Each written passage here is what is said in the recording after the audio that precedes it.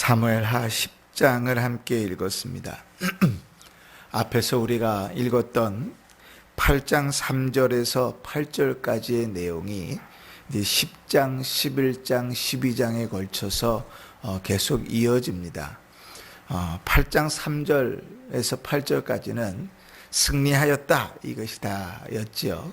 이겼다. 이제 우리는 결과를 알고 그 결과가 어떻게 진행됐는지 내용들을 좀 보게 되는 것입니다. 오늘 크게 이제 암몬과 아람 사람들이 나옵니다. 이제 암몬의 원래 왕은 나하스라는 왕인데 이 나하스 왕은 이스라엘과는 대단히 잘 연결되는 왕입니다. 원래는 하나님께서 처음 사울 왕을 세우셨을 때 그때 이 암몬 왕 나하스가 길리앗 야베스라는 곳을 점령하려고 올라왔었어요. 근데 이때 길리앗 야베스 사람들이 이스라엘 사람들에게 도움을 요청하는데 그때가 사울이 막 왕이 되었을 때입니다.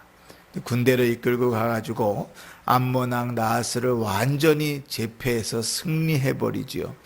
그 싸움으로 인해서 사울은 이스라엘에서 왕으로서의 입지를 굳히게 됩니다. 자, 그렇게 이제 세월이 지났어요.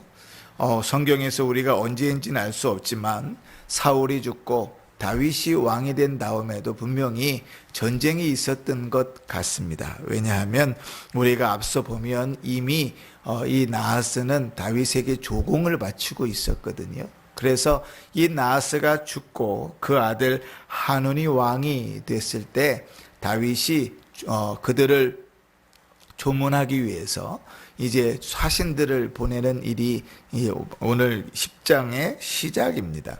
그렇게 사신을 보냈는데 이제 그 옆에 있는 대신들이 오해를 하는 겁니다. 다윗은 선한 마음에서 선을 행한 것인데 오해를 해가지고 그 사신들을 잡아서 수염을 다 자르고 그 다음에 오늘 보면 의복의 중동볼기까지 잘랐다 그러잖아요. 그것은 엉덩이 밑에까지 옷을 잘라버렸다는 겁니다. 그러니까 사신으로서는 대단히 수치스러운 거죠. 수염을 자르고 옷을 잘라서 되돌려 보냈다는 것은 어떤 면에서 보면 죽이지 않았다, 그것만으로도 고맙다 이렇게 볼 수 있겠지만 대단히 수치스럽게 보낸 것입니다.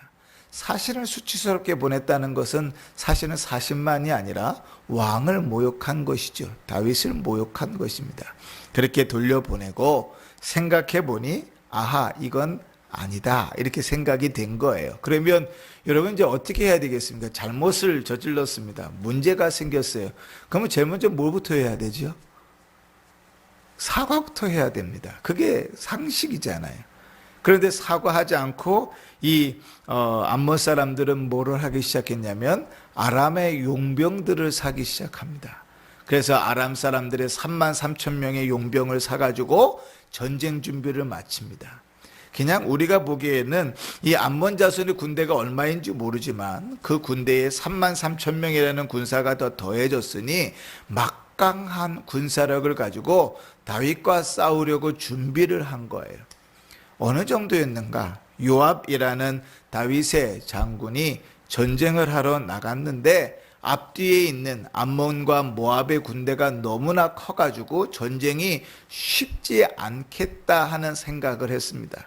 그래서 이 요압이라는 장군이 이스라엘 군대 중에서 또 정예부대를 더 추려가지고 이제 자기 동생 아비새라는 장군과 이야기를 나누는 거예요. 내가 이 정예부대를 가지고 아람 사람들과 싸울 테니 너는 남은 군사를 가지고 저 뒤에 있는 암몬 사람들과 싸워라. 그래서 싸우다가 누구 한쪽이 밀리면 서로 도와주기로 하자 이렇게 이야기를 합니다. 그러니까 전세가요 쉽지 않은 싸움이 되어져 버렸습니다. 그냥 상식적으로 보면 다윗이 지는 싸움이 돼버린 거죠. 근데 결과는 어떻게 됐는가? 완전히 대승을 합니다. 왜 그렇게 됐는가 하면 12절의 신앙 때문이라 이렇게 생각됩니다. 너는 담대하라. 우리가 우리 백성과 우리 하나님의 성읍들을 위하여 담대히 하자. 여호와께서 선히 여기시는 대로 행하시기를 원하노라 하고 하나님께서 일하실 것을 기대하고 그 싸움을 싸웠더니 하나님께서 그 싸움을 이기게 하셨습니다. 오늘 10장의 하반절에는 싸움은 누가 시작했냐면 암몬이 시작했어요. 그런데 어디로 끝나냐면 모압의 완패로 끝납니다. 자, 이제 모압 사람들이 이제 모압이 아니고 아람이죠. 아람 사람들이 이제 군사를 이끌고 싸우러 왔는데 그 전쟁에서 패하기 시작하니까 이 아람의 왕인 하닷 에셀이라는 왕이 자존심이 상한 거예요. 용병으로 나갔는데 지잖아요. 그러니까 강 건너편에 있는 아람 사람들을 싹 다 불러 모아가지고 전쟁을 벌였는데 그 전쟁에서 완전히 대패해 버립니다. 그래서 오늘 19절의 마지막에 보면 이제 이스라엘과 화친을 맺고 그 다음에 다시는 암몬 사람을 도와주지 않았다 하는 것이 이제 오늘 말씀의 내용입니다. 이제 11장, 12장까지 그 싸움의 내용들은 계속 이어져 나가는 것이에요. 오늘 말씀을 통해서 우리가 한 가지쯤 배우기를 원하는 것은 무엇인가 하면 믿음의 성도는 선을 행하며 살아가는 자들입니다. 늘 선이라는 것은 도덕적, 윤리적 선만을 말하는 것이 아니라 하나님께서 말씀하시는 것을 따라 살아가는 것, 이게 성경이 우리에게 가르치는 선이거든요.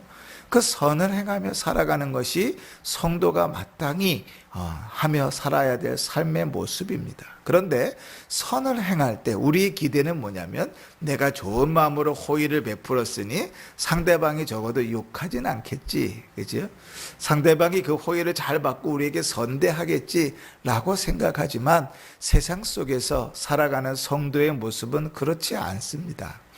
예수님께서 제자들을 보내실 때 내가 양을 이리 가운데 보내는 것 같다 그러셨거든요. 세상 속에서 믿음으로 살아가는 것, 선을 행하며 살아가는 것은 그리 쉬운 일이 아닙니다. 그럼에도 불구하고 선을 행해서 오해를 일으키고 또 내가 선을 행했음에도 불구하고 불이익을 당할 수 있을지라도 성도는 선을 행하며 살아가기를, 주의 말씀을 따라 살아가기를, 타인을 향하여 선을 베풀며 살아가기를 힘쓰며 살아가는 자가 되어야 됩니다. 보통 사람들은 이러한 오늘 10장의 이야기를 성경의 말씀이 아니라 하나님의 말씀이 아니라 옛날 이야기나 이솝 우화 정도로 생각했다면 이 말씀에서 얻는 교훈은 무엇이겠습니까? 사람들에게 함부로 선대할 필요가 없다 이겠죠. 남에게 쓸데없이 호의를 베풀었다가 도리어 내가 당할 수도 있으니 호의를 베풀 필요가 없다. 이게 상식적으로 10장에서 얻어지는 교훈일 것입니다. 그러나 그럼에도 불구하고 성경이 우리에게 이런 말씀을 하는 것은 너희가 어떠한 상황을 당하더라도 그것이 오해를 일으키고 그것이 큰 전쟁까지 벌어지는 어마어마한 일들로 번질지라도 하나님 앞에서 너희에게 주어진 것은 믿음으로 살고 순종하며 살며 선을 행하며 살아가는 일이다. 이렇게 말씀하시는 것이죠. 그러나 그 일이 쉽지 않잖아요. 그냥 말씀으로 듣고 예배 시간에 앉아서 들을 때는 그냥 그렇구나 끄덕끄덕 할 수 있는데 내가 살아가는 6일의 삶 속에서 삶의 현장에서 맞닥뜨릴 때는 대단히 치열하고 치사하고 자존심 상하는 일들이 많거든요.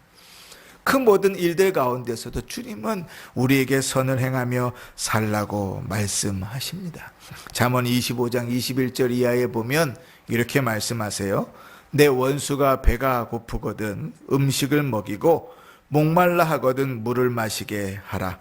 그리하는 것은 핀 수술 그 머리 위에 놓는 것과 일반이요 여호와께서 내게 갚아주시리라. 우리의 믿음은 어디에 있죠? 하나님께서 우리에게 베푸시는 은혜로 산다는 것에 있습니다. 우리의 믿음은 어디에 있지요? 원수는 하나님께서 갚아주신다는 것에 있습니다. 우리의 믿음은 어디에 있죠? 싸움은 하나님의 싸움이라는 것에 있습니다. 그러니 하나님이 하실 일인데 굳이 내가 하겠다고 발버둥 치면 나아가면 거기에는 승산이 없습니다. 하나님의 싸움은 하나님께서 싸우시도록 하고 우리는 우리의 역할만 하면 되는 거예요. 그럼 우리의 역할이 무엇이라고 말하는가? 원수가 배고프면 그에게 음식을 먹이라고 말하는 것이죠. 목말라면 물을 마시게 하라고 말합니다. 그러면 너희가 악을 선으로 갚으면 그들 머리 위에 숯불을 쌓아놓는다 이렇게 표현합니다. 자, 머리 위에 숯불이 있어요. 그럼 어떻게 되겠습니까? 홀라당 다 타버리겠죠. 그죠? 하나님께서 그 모든 것을 갚으시겠다고 말하는 거예요. 그래서 로마서 12장에 보면 바울은 이렇게 로마의 성도들을 권면했습니다. 아무에게도 악을 악으로 갚지 말고 모든 사람 앞에서 선을 도모하라. 할 수 있거든 너희로서는 모든 사람과 더불어 화목하라. 내 사랑하는 자들아 너희가 친히 원수를 갚지 말고 하나님의 진노하심에 맡기라. 기록되었으되 원수 갚는 것이 나에게 있으니 내가 갚으리라고 주께서 말씀하셨느니라. 참 이해가 되는 쉬운 말씀이죠. 그러나 이 말씀을 가지고 사는 것은 표현이 좀 그런데 죽기보다 어렵습니다. 그렇지? 우리의 삶에서 우리가 경험해 보죠. 믿음으로 살아가는 내 앞에서 침을 뱉는 자에게, 나에게 불이익을 주는 자에게, 나에게 욕을 하는 자에게, 내 재물을 빼앗아가는 자에게 선을 행한다. 그것은 죽기보다 어렵습니다. 그러나 주님이 우리에게 그것을 요구하십니다. 우리가 행하는 선이 오해가를 불러일으킬지라도, 우리가 행하는 선이 큰 문제를 불러일으킬지라도 하나님을 믿고 우리에게 주어진 우리가 해야 될 본분을 하면서 살아라.